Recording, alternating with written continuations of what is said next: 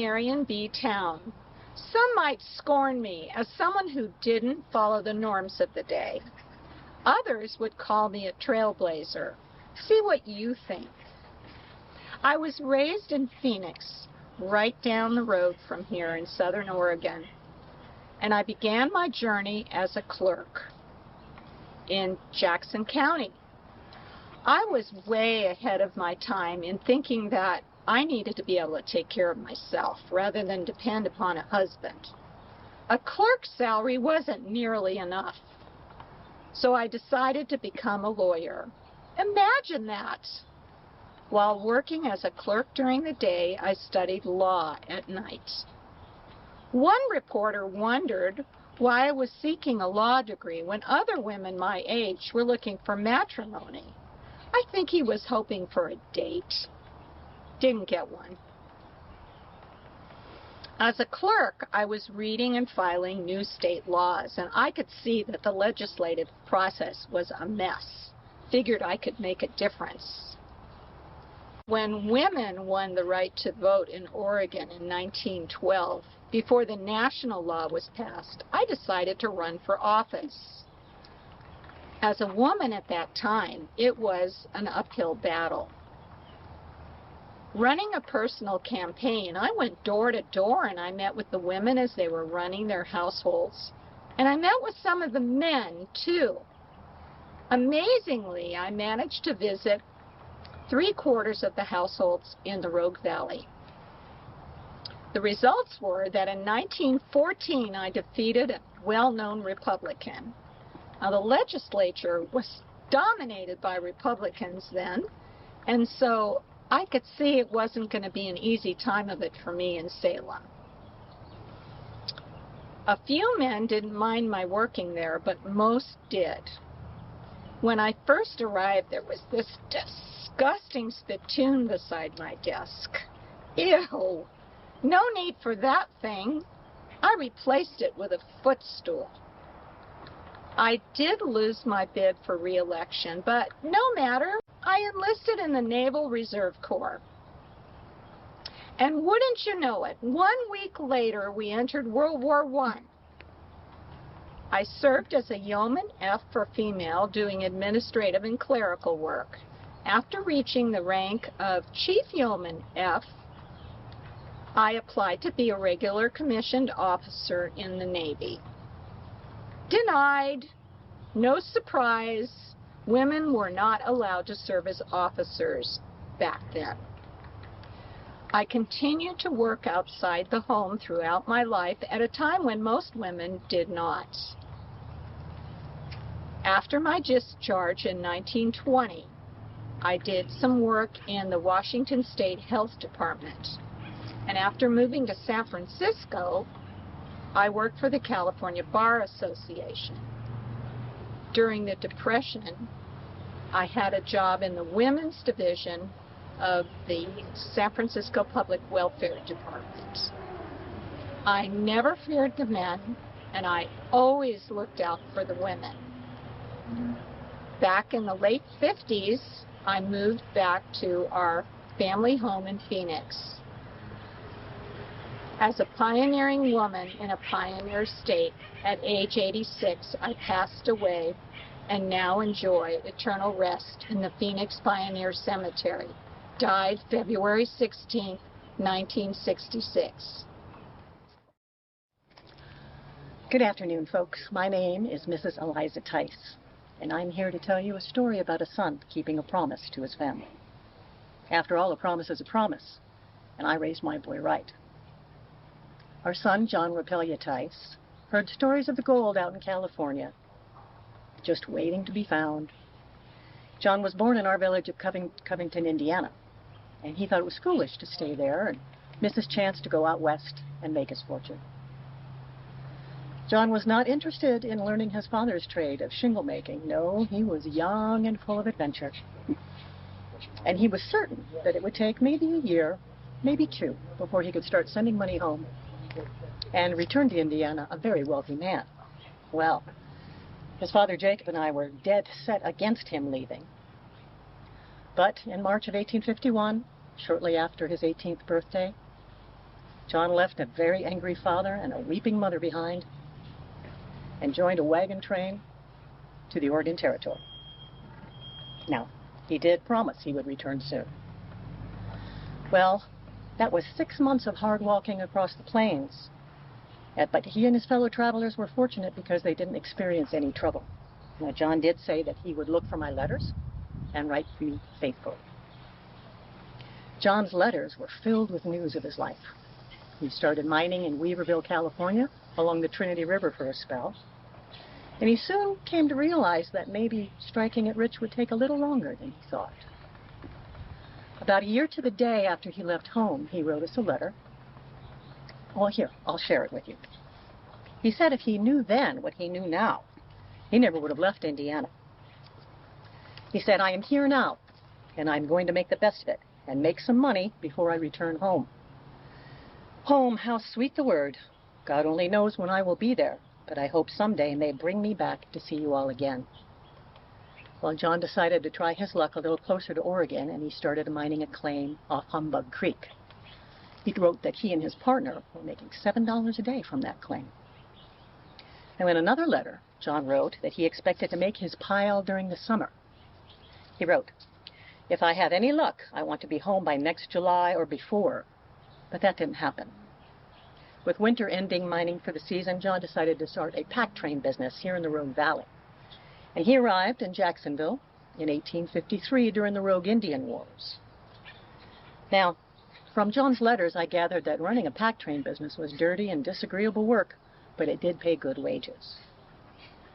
We later learned that in 1854, John took a break from his pack train business, and he boarded with the William Wright family, Mr. and Mrs. Wright, and their 3 young daughters. Well, time passed, letters were exchanged, and in 1856, John wrote and explained that he could not sell his business interests for what they were worth, and he asked us not to think too hard on him for not coming home. I know it is my duty, but to go back and be a hireling at $30 per month, I won't do it. When I do go, I will be as independent as any of them. You may call this pride, but I can't help it. And his next letter to us ended with a plea, write 1 letter without asking me to come back. Well, what John neglected to tell us was that he had fallen in love with Margaret Wright, and they would wed in the summer of 1856. Now, this story does have a happy ending. John and Margaret farmed wheat on a donation land claim not far from here and raised a family of 12 children. And in 1882, 30 years after making the promise, John came back home to Indiana for a long overdue family reunion with Jacob, me, and his remaining siblings. John passed at the age of 57, and Margaret passed at the age of 86, and they're buried here in the city section in Block 94. You know, David, I heard some of the visitors here talking about how the folks down the hill in Jacksonville have preserved our old fire equipment in a museum. Have you heard about that? Well, as a matter of fact, I have. Down on South Oregon Street behind Old City Hall. Right. And you know, that old equipment is held up over the years. In fact, Thomas, I'll bet it could still do the job. Well, I remember when your factory burned in 1867. We had no fire equipment back then, so it was a terrible sight. Oh, don't remind me. It was that darn kiln that set it off. And of course, we got a bucket brigade going, but she was too far gone. Couldn't be saved. So we just did what we always did in those days. We dusted ourselves off and rebuilt. Yeah. Well, we had a few good years without any major fires until 1873. Remember? It started Yes. in the old United States Hotel, spread through the eastern part of town. Wow. All we could do was watch it destroy everything in its path because we had no means to stop it. And then the next year, there was an even worse fire. Remember? Yeah. It started it was over near the, I can't remember exactly where, but homes and buildings were destroyed. They just exploded. And the hook and ladder fellows, they had their hands full trying to get into the alleyways to reach the upstairs windows. Had to tear down sheds that were in the way between the buildings. But it paid off because that time we only lost 1 brick building, and it allowed us to focus on keeping the fire from moving up the street and to salvage what could be salvaged. Seemed like Every year for more than a decade, we tried to raise funds to pay for the firefighting equipment we needed, but we couldn't raise the damn funds. So the town's trustees decided that all the brick buildings had to be brick from then on. And, you know, brick buildings stopped the spread of fire. Oh, sure. But then, eventually, when the town cleared its debt, the board decided it was time to invest. May 1883 it was, and by a unanimous vote, they instructed me as board president to acquire a fire engine. Yes. And I knew the perfect place to go and order one, San Francisco. Oh, and I remember when you came to report at the trustee meeting, you said, "I found it!" You ordered a Rumsey pumper wagon from Seneca Falls, New York. And I was just as excited about it because I'd just been tasked to be president of Jacksonville's first engine company. Now, I remember how you described it. As few as 16 sturdy men could get on either side of the engine and pull it into place. Then they had a wheel with a hose on the end that could be dropped into a pool of water. Now, 8 or 6 men would get on either side of that engine and they'd pump, pump, pump. You said that at 50 strokes a minute, 120 gallons of water could be thrown at a fire, and I knew right away this new pump engine was going to make a difference. Ooh, we got that engine and the hose cart and hoses and, ooh, a dandy fire bell for the city hall. But the cost to our citizens? $865. Right. Now, we were supposed to get the engine in July. But remember how it was? You know, there were trains traveling from east to west. But Yes. heavy items had to go by boat, sail down around Cape Horn, and then north up to San Francisco. And once our engine got to San Francisco, it had to be shipped further north, up to Portland, where it was unloaded and sent down south on a freight team. In other words, by the time she got to San Francisco, she was already a month behind, and then had to be put on a steamer, the Queen of the Pacific. Right. And then remember, we almost lost and had our engine put out of commission before she even fought her first fire. Yeah. Now, here's what happened. There were 2 steamers, the Queen of the Pacific and the Oregon, both racing north to Portland with passengers who were eager to get to Montana to attend the Golden Spike ceremony celebrating the completion of the Northern Pacific Railway. And as they approached the Columbia River, they had to negotiate the infamous Clatsop Spit. Right. The Oregon got there first, Mhm. but the captain grew cautious because he knew there was a sandbar out there somewhere, and it was jutting from the Columbia into the Pacific. Yeah. But there was a heavy fog, so he decided to wait a day for it to clear. Yeah, well, now, for the Queen of the Pacific was a different story. The passengers apparently urged the captain on, and so off he went right into the fog and succeeded in stranding his steamer on the giant sandbar. So small boats raced to the scene to evacuate the passengers. All night the crew jettisoned cargo, 700 tons.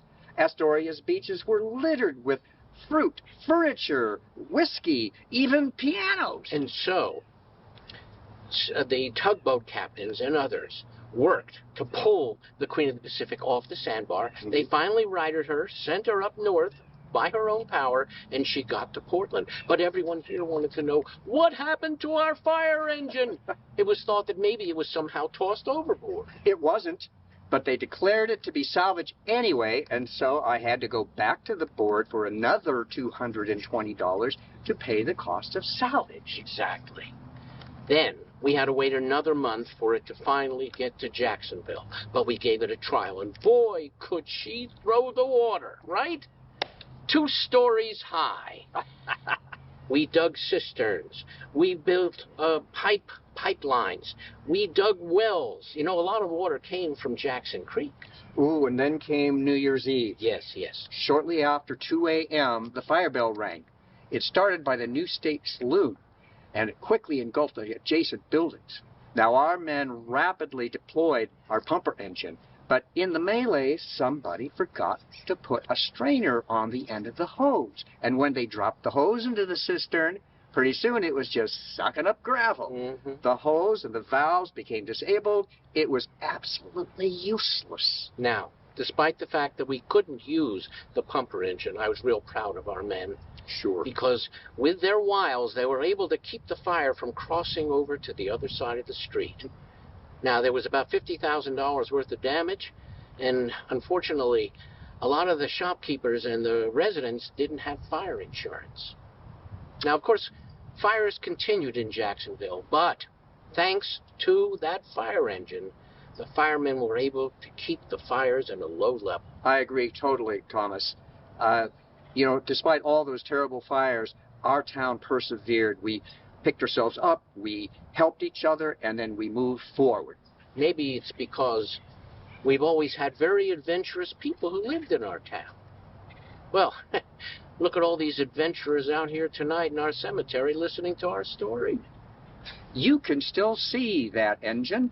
It was refurbished about 50 years ago, and it's on display now at Apple Baker Fire Hall down on South Oregon Street behind Old City Hall.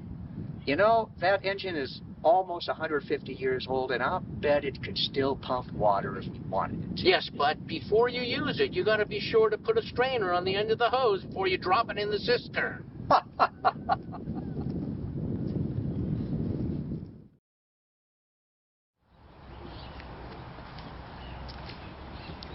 My name is Colonel William Green T. Vault, and I'm the editor of the Oregon Sentinel. Now, don't be confused. My paper was known as the Table Rock Sentinel until recently. It was the first newspaper published in all of southern Oregon. Hello. I see you've met Mr. T-Vault. He keeps the good citizens of Jacksonville apprised of the news from near and far. That's Colonel T-Vault to you, my dear, and don't you forget it. I was elected colonel of our wagon train while traveling out west. But let me introduce you all to the lovely new state of Oregon. Before I became a state, I was known as Oregon Territory. My territory included the states of Oregon, Washington, Idaho, and parts of Wyoming, Montana, and British Columbia. As you may know, I was quite popular due to my vast resources. My voluptuous hills and fertile valleys give way to what some have called the dangerous curves of my many rivers and lucrative fur trade.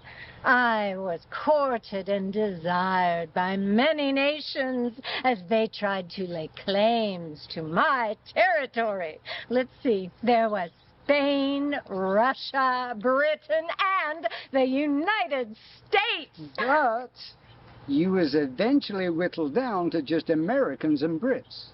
A treaty set the northern border for the Oregon Territory. But I still wasn't a state. State constitution was needed before that could happen. But a great decision was at hand.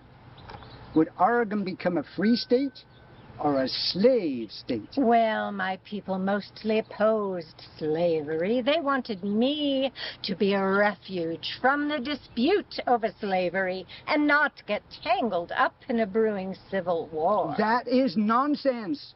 The Supreme Court got it right with that Dred Scott decision.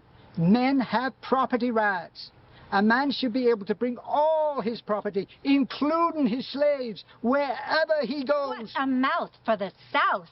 Talk like that nearly cost me my statehood. Now, that is true. Those pitiful Whigs and Free State Republicans tried to force us to debate slavery. But we Democrats outboxed them. We let the people vote on the slavery issue directly. Let the citizens decide. I see. Letting the people decide the slavery issue freed you from having to make those tough choices yourself. Damn smart of us, I'd say. To save time, we also borrowed from other state constitutions. Perhaps you relied a little too much on other states at the expense of originality. Only 13 sections out of 185 were original. There were important decisions to be made, and we didn't want to waste no time. In fact, We completed the document in just 32 days. Important decisions. Those bickering men couldn't even decide where my northern border should be, so they left it to Congress to decide. I do like what they eventually did, though. I am very shapely compared to the other states, don't you think? Oh, my. Don't let vanity get the best of you, Miss Oregon. Well, one way or another, your voters sure liked our Constitution. Approved it by more than a 2-to-1 margin. Voted slavery down, meaning that Oregon would become a free state. Thank God the exclusion clause passed by a vast majority. Just what is this exclusion clause you are so proud of? Coloreds are excluded from Oregon. They can't own property or make contracts from out of state. Can't believe he'd be so proud of that. It was all right by the United States Senate. They quickly ratified our Constitution. Yes, ma'am, I am proud. It's what most Oregon pioneers wanted. For a man who fled the South under suspicion of rape and murder and confesses to being an adulterer, gambler, hard drinker with little or no scruples before having found religion, you sure think a lot of yourself. Well, in my time here, the good people of Jackson County sure thought a lot of me. I was elected to the territorial legislature and became Speaker of the House. Meanwhile, the question of my statehood lingered in the House. Many Republicans were opposed to my admission because I was considered a Democratic state, thanks to the likes of you and your exclusion clause. Or could it be your Oregon settlers were too wishy-washy? Wishy-washy? That is absurd. My people were the pioneers who braved every hardship to settle down in my grand land. Well, let's just say then they were of two minds. They voted against slavery, but they also voted to totally exclude colors. That would make Oregon the first and only free state in the Union with an exclusion clause. So, many Democrats were opposed to my statehood because, as a free state added to the Union, the balance between the free and enslaved states would be upset. 9 months later, they finally reached a compromise. Oregon was admitted as a free state, but with the exclusion clause. Although it was never enforced, its message was clear. Blacks were not welcome in Oregon. Thankfully, that law changed in 1929. For a state that was born on Valentine's Day, 1859, I am looking pretty good for my age, don't you think? Not bad for an older lady, I'd say. Word finally reached here on March 12, 1859, and I was the first ever to publish the news. All hail the new state of Oregon in my Oregon Sentinel. There you go, boasting again. Anyway, that is how I became the 33rd state in the Union. It wasn't always pretty, but opinionated pioneers like the Colonel here were the driving force behind it. Hello, my name is Laura Neuber, but you can call me Miss Popularity. Well, I actually did win what you could call the very first popularity contest in Southern Oregon. Well, it was 1908, and I was living right here in Jacksonville when I read in the newspaper that a giant popularity contest was coming to Southern Oregon. I just knew that I had what it took to win the contest and the grand prize, which was a brand new 1908 Rio Roadster automobile worth $1,150. The contest wasn't really a popularity contest. It was more of a newspaper circulation contest. Well, the contest was put on by Mr. George Putnam, who was the owner and editor of two of the relatively new newspapers here in Medford, the Medford Daily Tribune and the Southern Oregonian. Well, he knew that he wanted to boost his readership, so he hired this gentleman named Mr. Odell, who was a professional promoter of newspaper circulation contests in the West. A professional. Anyway, Mr. Odell decided that we would have all the ladies in Southern Oregon be able to sign up to be in this contest.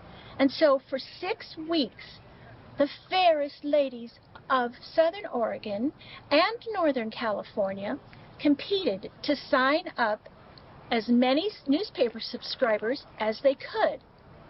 The more subscribers they signed up, the more points they got, and the gal with the most points would win.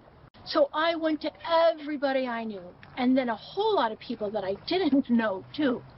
And I got them to either renew or get a new subscription. For a renewal, I got 1,500 points, or votes. And for a new subscription, I got twice that, 3,000 points.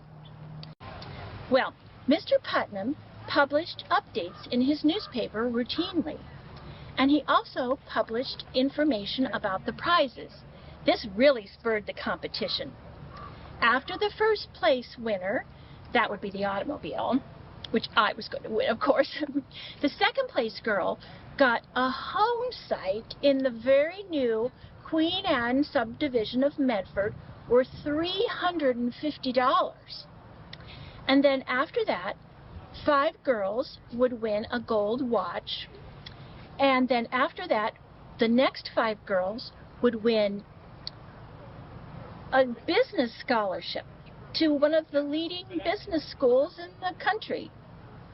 And then finally, the 5th place winners would win $100 towards the purchase of a piano from the Hale Piano Company. And in those days, a piano was worth about $200. So all in all, the prizes were worth a total of $2,500. Well, on February 22nd, 1908, we all went down to the Medford Opera House to learn the results of the contest. It was announced that over 4 million votes or points had been collected. And of those, yes, get ready for it, little old me, Laura Neuber, got 1,726,920 points. I won! Well, I sure was glad that I could have been in that contest. And I did win the car, but however, I wasn't able to actually drive it because I was only 13 at the time. And I didn't get a key to it. I got a crank. Anyway, I'll never forget being in the contest. And I think Mr. Putnam was the real winner because his readership really did increase. I died in 1983, and I'm buried in New Hampshire, where I moved there years ago. Thank you.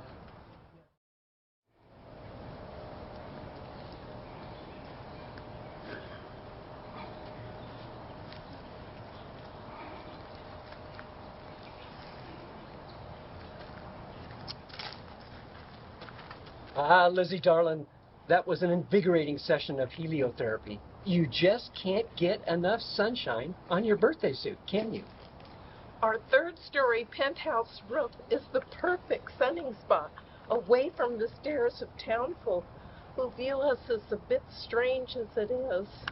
If they knew what was good for them, they'd surely join us in our daily heliotherapy ritual. You know, we invited President Garfield here after he was shot, thinking he'd benefit from heliotherapy, but doctors wouldn't let him come. And so he died. Sun vitamins are so important. And with cloudy skies, I always have my helio lantern with me to supplement the sun's rays. Dear husband, put down that lantern of yours. I wish you'd confine your stitchless sunning to our roof. When you sunbathe by the old oak tree beneath the schoolhouse hill, you get the schoolboys talking. You in that old overcoat, your wild Irish curls flying, and your lantern lit in broad daylight. I am well hidden behind the tree, dear lady, but I do confuse the boys with my helio lantern, don't I? I reply to their questions with, "Did you ever hear of the man who got rich attending his own business?" Ah, Lizzie, your cheeks are glowing like ripe apples. Yours too, Patrick. You look as young as the day you fetched me from my parents' home in Indianapolis.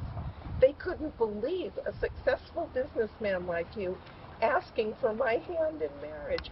They thought I'd remain the spooster editor that journalist wrote about when I was considered for Indiana State Librarian.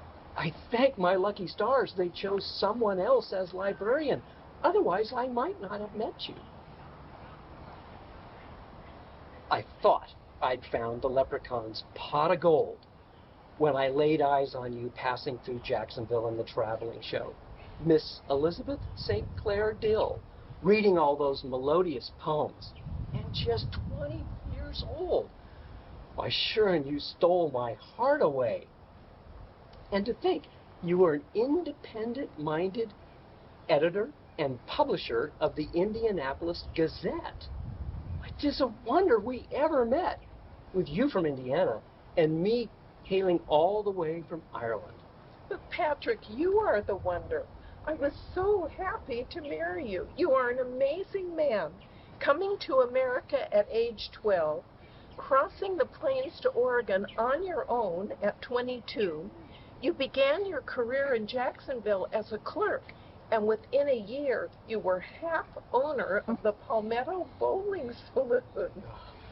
Aye, the Palmetto was a fine establishment. My business partner and I sold her for a pretty profit.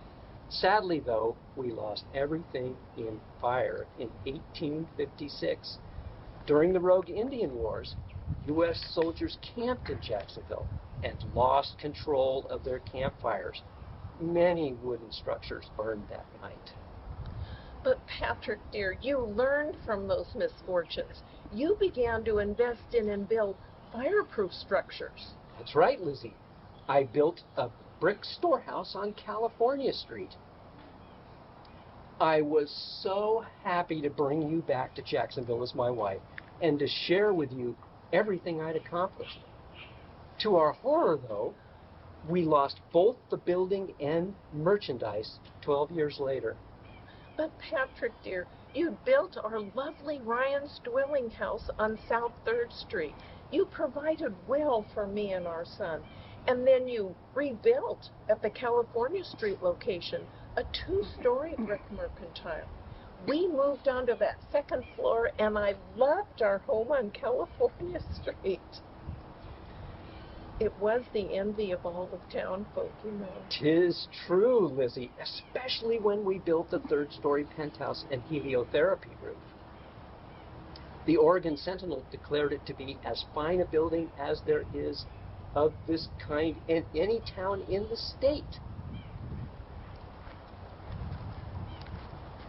Oh, my Patrick died at 78 in 1908.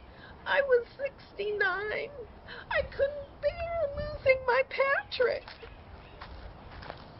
1 year after my death, my dear sweet Lizzie was committed to the asylum in Salem, declared a violent dementia patient. No one understood my brilliant Lizzie as I did. Her peace was restored to her when she joined me in the great beyond. Look, Lizzie, how things have changed in Jacksonville since we've been gone. Yet remain the same, dear husband. I recognize our buildings. That's right. The building we lived in on California Street now houses the Jacksonville Inn and Restaurant. And our Ryan's dwelling house became South Stage Cellars. Look, Patrick, there's even a plaque with your name on it. Lizzie, we lived a good life in Jacksonville. We certainly did.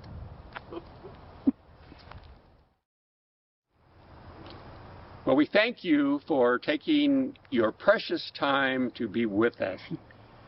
You know, you won't know how precious your time is until you're on this side of the divide. I'm James Neal. This is my wife, Minnie. My dear wife, Minnie. It's 1917 now. A year that is bitter and sweet. Bitter because I lost my life in a terrible fire that completely destroyed our fine home on North Oregon Street, and all our belongings, everything gone. I'd been sick for a while, weak, living alone. Perhaps I was careless with the stove. I don't know. Can't remember. It's all gone. Yet, the year is sweet because I am reunited with my wife. You know, Minnie died in 1908, leaving me alone for 9 long years. Well, I certainly understand what you mean by life being full of sunshine and shadows. Back in 1852, we were so thrilled to hear about that free land in Oregon, and our family got started on the Oregon Trail, but we hadn't been going very far at all until my mother died. And I was only 9 years old, so we had to bury her beside the trail in an unmarked grave, and there wasn't even time to grieve or have a proper funeral. Wow. 9 years old. That was a pretty painful memory. Yes. Well, my family came across the trail the following year in 1853. My father acquired over 300 acres of land south of Ashland. Neal Creek was named after him. My mother, she had 12 children. I was the oldest. Well, and then we got married in 1865, and we were married for 43 years. It was my purpose in life to make a comfortable home for you and our 2 boys, George and Frank. And you remember our granddaughter, Frances? She was so angelic that the local artist, Dorland Robinson, painted her portrait. Remember? Yeah, I do remember that. And I also remember that, well, after law school at Willamette University, I served as a staff officer under Colonel John Ross, the old Indian fighter, who, this was during the Modoc Indian Wars. That was his last big campaign. He's resting right now over in that area. Well, after that, I spent my entire career practicing law in Jacksonville. One time I was elected district attorney, not once, but 3 times, and county judge 3 times. You know, when I was district attorney, I was responsible for 4 counties: Jackson, Josephine, Klamath, and Lake. You know, Minnie, I must have been gone from home all the time during that period. Pretty much. You know, that was a horse and buggy time, and a lot of times the roads weren't even passable, especially in the winter. You know, I've been thinking a lot about that period of time, and I've come to the conclusion that almost all of the hard work, all of the effort that went into raising our boys and making our home such an inviting place, and it was an inviting place, but it all fell on you, Minnie. Well, I loved being a mother. And while you were away, I had good friends. Julia Beekman and Jane McCulley were close friends, and we did all we could to bring culture to Jacksonville. 36 saloons. Well, Jacksonville was just a gold mining camp, and we did everything we could to make it a good place to raise a family. You know, and that's true, and you did contribute so much. But, you know, I still feel, you know, I didn't show any, I wasn't thankful, I didn't show any respect or any even acknowledgement for all that you did. Well, no thank yous are needed. We just did what we had to do.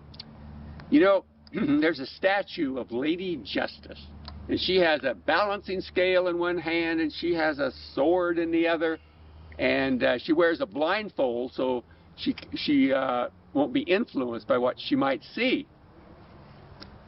What is it you're trying to say, James? Well, what I'm trying to say, Minnie, is that while I spent a career judging others, I was blind to all that you did to keep our family together.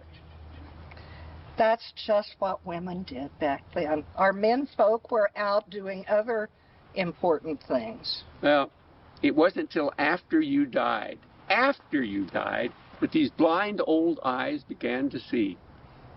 In 1908, it was the very year that you passed, a man came out with a book of poetry. His name was Lee Hodges. And one of those poems, it struck me so hard, I started carrying around a copy of it with me. It was entitled, "Give Them the Flowers Now. Don't wait for the funeral." I have a copy with me still. Just give me a few lines here. I'm going to make my case yet. Just a kind word or a greeting. Just a warm grasp or a smile. These are the flowers that will lighten a burden for many a mile. Here are the struggles and striving. Here are the cares and the tears. Now is the time to be smoothing the frowns and furrows and fears. Life is the time we can help them, so give them the flowers now. Well, it just really warms my heart, James, to have you tell me these things now. But don't worry about our life. The boys and I got along just fine. They raised up to be good, strong men, and we were fine. We should probably let our audience go to the next station. There are more stories to be heard. True. So remember, give your flowers to those you love now. Thank you. Are you only here to hear if the stories are true about my family? I truly thought that being born into a well-connected, loving family would have prevented me from all the scandal in my life. Whew, was I wrong? I'm Alice Barry Kane. Now, my father was a territorial manager, and when Oregon became a state, he was senator. I was born in Jacksonville in 1860, and he and Mother were friends with all of Jacksonville's most well-connected and well-known residents. Father was also a master carpenter. He helped build a Presbyterian church in town. Well, when I was 23 years old, in the spring, I traveled with my family to Ashland to welcome the railroad. That's where I met my future husband, Ellsworth Charles Kane, or E.C., as everyone called him. He was the station master. E.C. courted me for several months, and after getting Father's permission in November, we married in 1884. We bought property in Ashland and built a home in the railroad district.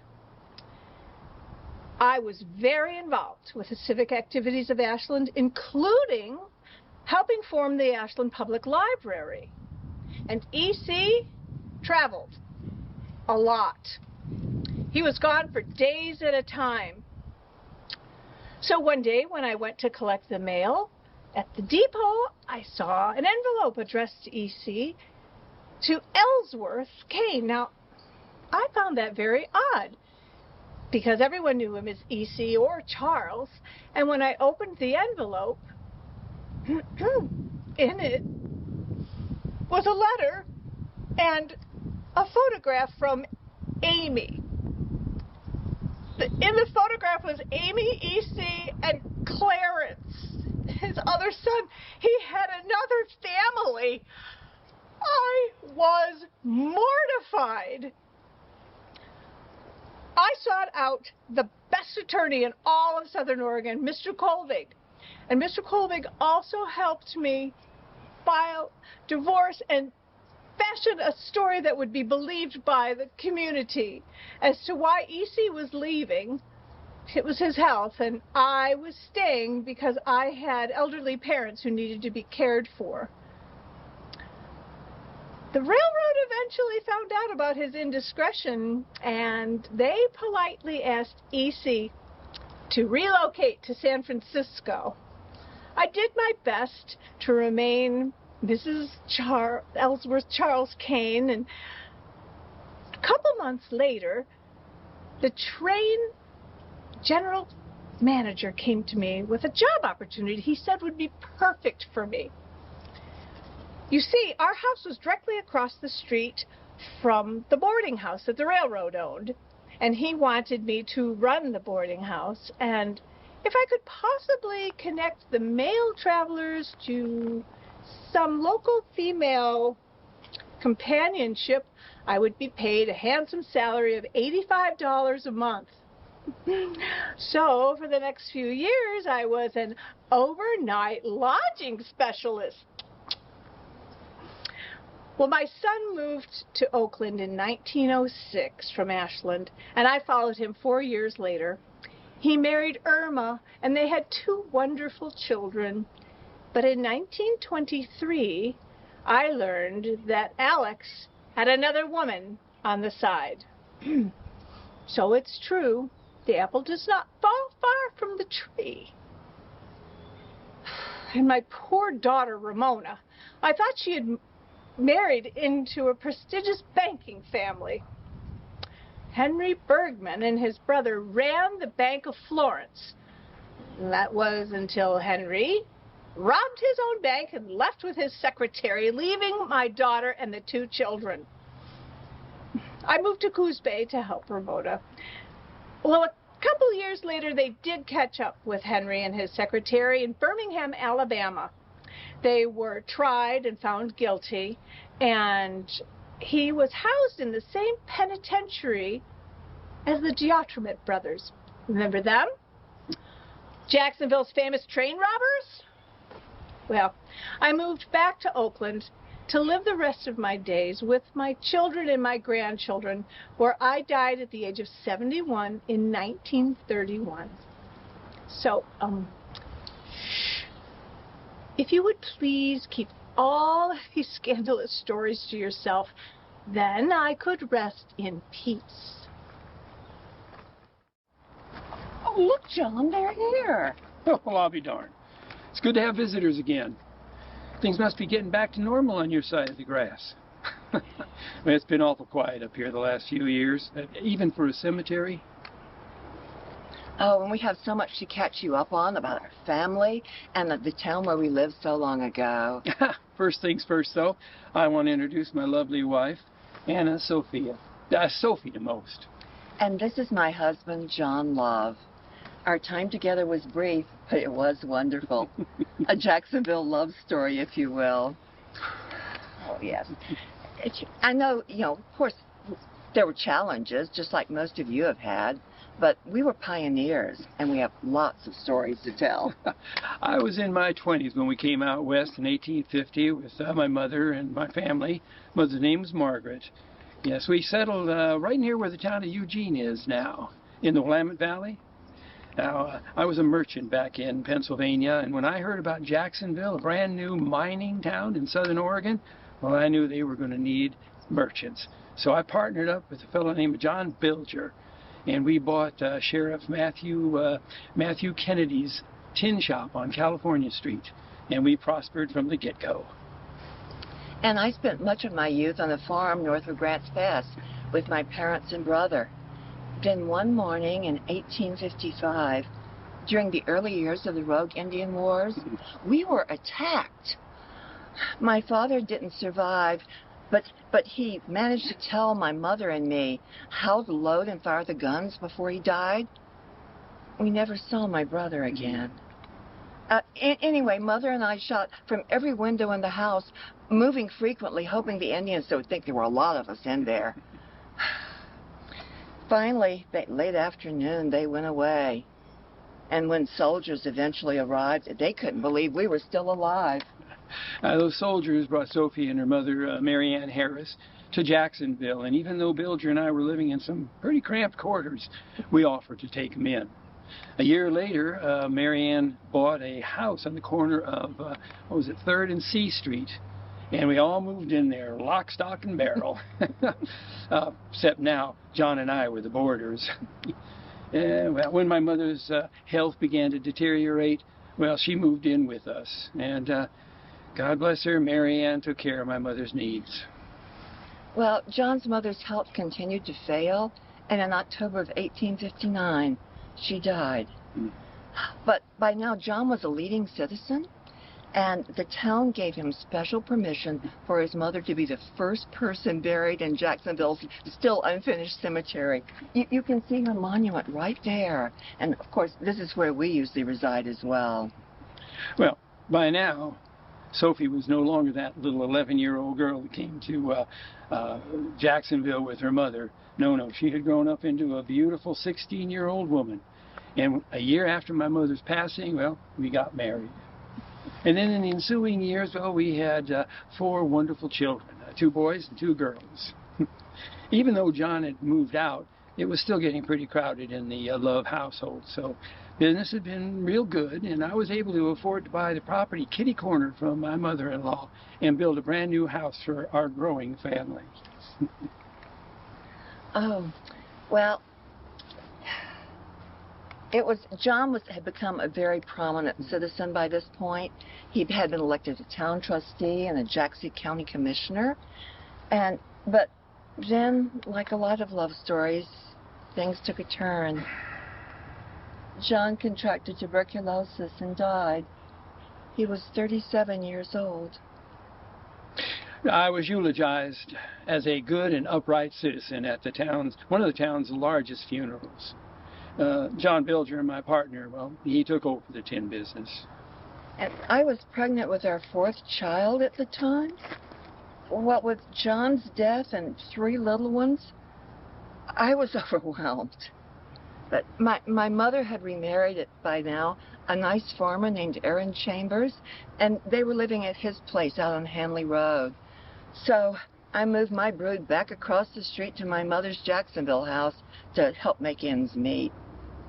But then things took a turn for the worse. The smallpox epidemic of 1868 and 69 hit Jacksonville hard, and both our younger daughter Maggie and I caught it. We didn't survive. My dear wife was only 25 at the time, and Maggie, only 3. People were terrified by the smallpox at that time, and unlike my funeral, Sophie and Maggie were drug up Cemetery Hill, and in the dark of night, the sexton buried them, the priest said a prayer, and that was it. And my mother-in-law came to the rescue once again. She raised our 3 boys. That'd be George and our 3 remaining children, And that would be George and Mary and John. And she must have done a fine job because they all married into very prominent families. Our 3 granddaughters, the Hanley sisters, that'd be Mary, Martha, and Claire. Well, they never did marry, but they made themselves prominent in another way. They helped establish the Southern Oregon Historical Society and the Jacksonville Museum. And when Mary died, the last of the sisters, well, she willed the Hanley farm to the museum, to the Historical Society, and it was for educational and preservation purposes. Our time together may have been short, but we made the most of it. And with family and the good folks of the community to see us through the tough times, we prospered. And so did our children and grandchildren. You can't ask for much more than that.